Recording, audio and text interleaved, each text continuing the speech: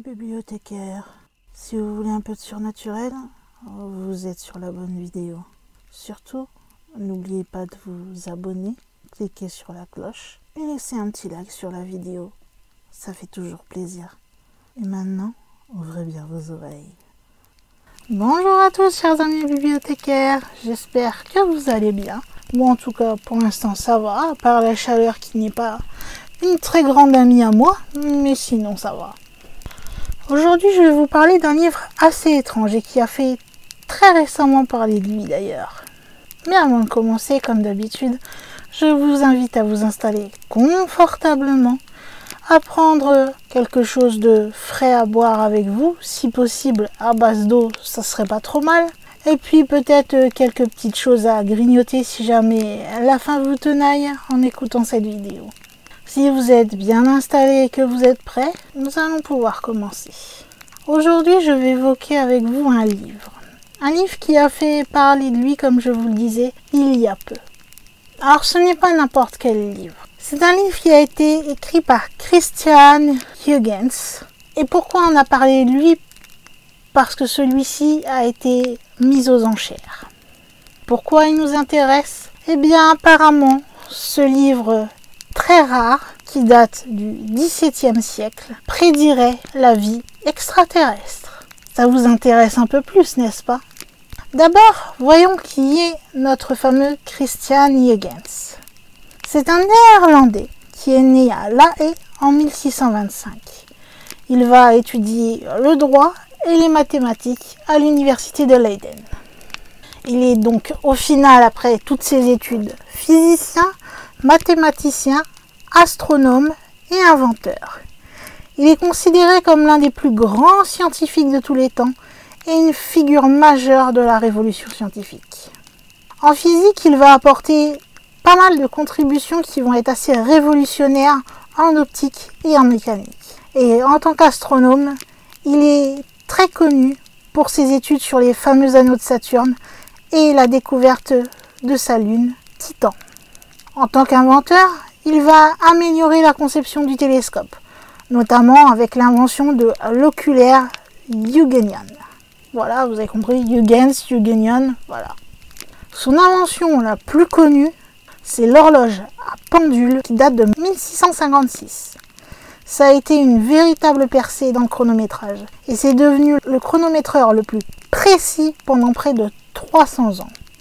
Comme Huygens était un mathématicien exceptionnel et aussi parce qu'il a été le premier à pouvoir transférer la recherche mathématique pour pouvoir décrire des phénomènes physiques non observables, il a été appelé le premier physicien théoricien et c'est le fondateur de la physique mathématique moderne. Il mourut en 1695, 3 ans après la publication du livre dont je vais vous parler, qui sera donc du coup publié à titre posthume. Le livre dont je vais vous parler, c'est... Alors attention, accrochez-vous parce que le titre est long. Donc en anglais, c'est The Celestial World Discovered or Conjecture Concerning the Inhabitants, Plants and Production of the Worlds in the Planets. Traduction en français, les mondes célestes découverts aux conjectures concernant les habitants, les plantes et les productions des mondes dans les planètes.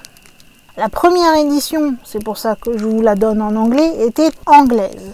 Et c'est l'une des premières enquêtes scientifiques sur la possibilité d'une vie extraterrestre. Il a été publié pour la première fois en latin au début de la même année que Cosmoteros, sive de terris coelestibus earumque ornatu conjeturae. Je suis désolée pour ceux qui sont latinistes, c'est jamais qui m'écoutent. Mais moi je n'ai pas appris le latin. Ma maman a appris le latin mais pas moi, donc désolée si j'ai un peu déformé le titre. Après il a pris donc ce titre en anglais comme je vous ai dit tout à l'heure. Je ne vais pas vous redire puisqu'il est très long. Et en fait dans ce livre, Huygens se demande pourquoi Dieu aurait créé d'autres planètes juste pour être regardé depuis la Terre. Il trouve cela un peu bizarre et il va plus loin dans ses propos. Puisqu'il en est venu à la conclusion que, selon toute probabilité, les mondes, qu'ils soient végétales ou animales des autres planètes, ressemblaient beaucoup à ceux de la Terre. Et ça, ce sont ses dires. Il a en outre aussi émis l'hypothèse que les lunes des autres planètes étaient comme notre Lune. Et il a déclaré que la Lune ne pouvait pas avoir d'atmosphère propre. Son œuvre a été placée en compagnie de celle de Wilkins, Godwin et Cyrano de Bergerac dans ses enquêtes fantastiques, mais aussi en compagnie d'une écriture plus utopique. Mais si on oublie un petit peu cela, ce livre repose surtout sur des principes scientifiques, même si aujourd'hui ce sont de vieux principes scientifiques, puisque je vous rappelle quand même que c'est un livre du XVIIe siècle, donc fatalement pas les mêmes connaissances que l'on a aujourd'hui, mais à l'époque c'était une œuvre scientifique moderne, où il affirme que l'eau est essentielle à la vie et que l'eau sur d'autres planètes doit varier en fonction de leur température. Comme à l'époque, ce qui est moins le cas aujourd'hui, et heureusement entre guillemets si je puis dire, les choses étaient on va dire un peu plus liées à la religion. Donc du coup, il a plus écrit son livre dans un climat assez religieux. Et donc au final, les arguments qu'il va positionner sur toutes les théories qu'il va donner, il va les lier souvent en termes théologiques. Il va notamment souligner que la vie extraterrestre n'est pas niée par la Bible. Donc si elle n'est pas niée par la Bible, ça veut dire qu'il y a une possibilité que celle-ci existe. Le raisonnement de Huygens, c'est que c'est dans la création de la vie et des êtres vivants que la sagesse et la providence de Dieu se manifestent le plus. Dans le système copernicien, donc de Copernic, la Terre n'occupe aucune position privilégiée parmi les autres planètes. Il serait donc déraisonnable de supposer que la vie devrait seulement être limitée à seulement la Terre. À l'intérieur du livre, Christian va explorer sa fascination pour l'existence potentielle de possibles êtres extraterrestres. En ce qui concerne à quoi ceux-ci pourraient ressembler, Christian va conclure qu'ils doivent avoir des mains et des pieds à peu près comme les nôtres. Et là, je le cite, « Que pourrions-nous inventer ou imaginer qui pourrait être si exactement adapté à toutes les situations conçues comme le sont nos mains? Allons-nous leur donner un proboscis d'éléphant? C'est vrai, ces bêtes peuvent s'emparer de quelque chose ou jeter n'importe quoi. Ils peuvent même prendre des choses au sol, mais c'est rien quand on les compare aux commodités auxquelles notre main est si admirablement adaptée. » Il va également suggérer que ces êtres célestes doivent avoir aussi des pieds. Et là, je le cite, « à moins qu'ils aient découvert l'art de voler dans certains de ces mondes. » Il pense aussi que ce sont plutôt des intellectuels. Il les imagine comme des astronomes et des maîtres navigateurs. Il note surtout compte tenu des grands avantages que Jupiter et Saturne ont pour la navigation. En ayant tant de lunes pour diriger leur course, ils jouissent non seulement du profit, mais des plaisirs résultant de vivre en société, tels que la conversation, les amours, les plaisanteries, les spectacles. Ils aiment même la musique comme nous et doivent sûrement jouer des instruments de musique. Tout ça, c'est ce qu'ils pensent et qui est extrait donc du fameux livre. Il continue en disant « C'est la même chose avec la musique comme la géométrie. C'est immuablement partout la même. Et il en sera toujours ainsi. Car toute harmonie consiste dans la concordance. Et la concordance est fixée dans le monde entier selon la même mesure et proportion qui sont invariables. S'ils prennent plaisir à l'harmonie, c'est un 20 contre 1. Mais ils ont inventé des instruments de musique. Il avertit même que la vie sur d'autres planètes ne serait pas une vision utopique. Toujours selon ses dires, les habitants de Jupiter et de Saturne doivent souffrir des malheurs, des guerres, des afflictions, de la pauvreté, parce que si les hommes devaient mener toute leur vie dans une paix continue et non perturbée, sans crainte de pauvreté, sans danger de guerre, je ne doute pas qu'ils vivraient un peu mieux que les brutes, mais sans connaissance de toute la jouissance de ces avantages qui font que nos vies passent avec plaisir et profit. En d'autres termes, pas de douleur, pas de gain. Donc vous connaissez la célèbre phrase « No pain, no gain ». Christian pensait également que les extraterrestres aimaient l'astronomie et l'observation, qu'ils naviguaient sur des bateaux, qu'ils écoutaient de la musique et qu'ils souffraient donc des malheurs de la guerre, des afflictions, de la pauvreté, et tout cela parce que, je le cite, parce que c'est ce qui nous mène à l'invention et au progrès. Donc tous les extraits que je vous ai cités proviennent du livre. Celui-ci a été publié en 1698 et on l'a retrouvé lors d'un événement d'évaluation gratuite d'antiquité à Moreton-in-March, dans le Gloucestershire, par un évaluateur de livres du nom de Jim Spencer. Celui-ci va déclarer que son contenu semble presque comique quelque part. Il va considérer ce livre comme une trouvaille si rare qu'il va avoir un prix indicatif pour une vente aux enchères de 2000 à 3000 livres anglaises. Jim Spencer va d'ailleurs expliquer à ce propos dans un communiqué. Le livre essaie de décrire à quoi pourraient ressembler les êtres extraterrestres, comment ils s'occupent, même à quoi ressemble leur musique. Cela semble presque comique, mais l'exercice est informé par un raisonnement scientifique. Et qui sait comment nos propres réflexions sur ces questions apparaîtront aux gens qui les liront dans 324 ans. C'est une sensation curieuse quand on feuillette ce livre. Le sujet appartient au futur et en même temps à la science-fiction. Pourtant, l'écrivain nous parle venant du passé.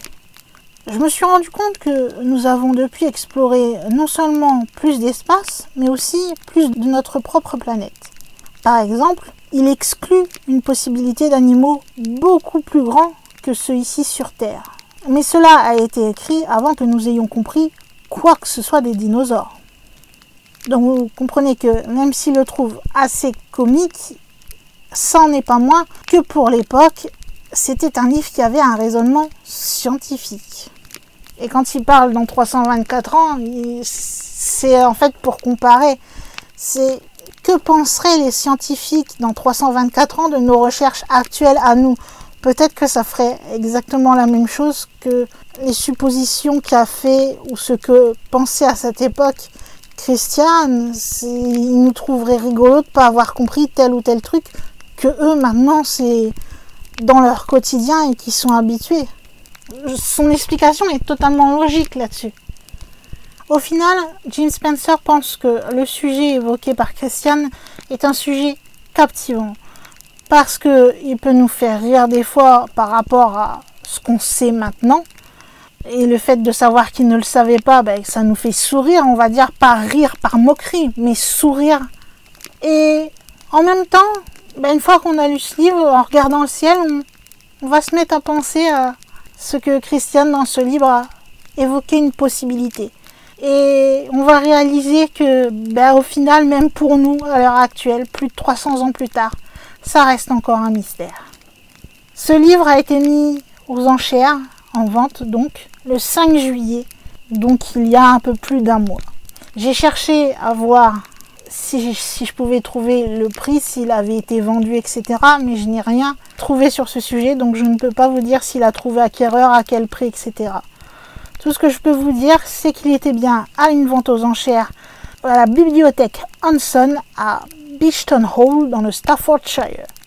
Vous comprenez maintenant pourquoi j'ai voulu vous parler de ce livre sur cette chaîne, puisque ce n'est pas un livre comme les autres. D'habitude, je vous parle de livres un peu maudits, ou de livres qui parlent plutôt de magie.